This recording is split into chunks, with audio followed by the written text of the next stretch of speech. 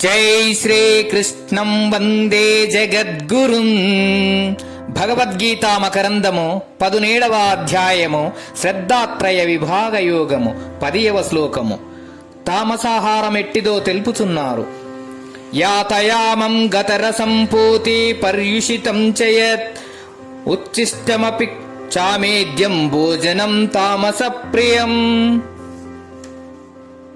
వండిన పిమ్మట ఒక జాము దాటినదియు లేక బాగుగా ఉడకనిదియు సారము నశించినదియు దుర్గంధము గలదియు పాచిపోయినదియు వండిన పిదప ఒక రాత్రి గడిచినదియు ఒకరు తినగా మిగిలినది ఎంగిలి చేసినదియు అశుద్ధముగా నున్నదియు భగవంతునకు నివేదింపబడనిదియు అగు ఆహారము తమోగుణము గల వారికి ఇష్టమయ్యగును. ఆరోగ్య శాస్త్ర ప్రకారమును ఎట్టి తామసాహారము పైన తెలిపిన రాజసాహారము నిషిద్ధములేయగును.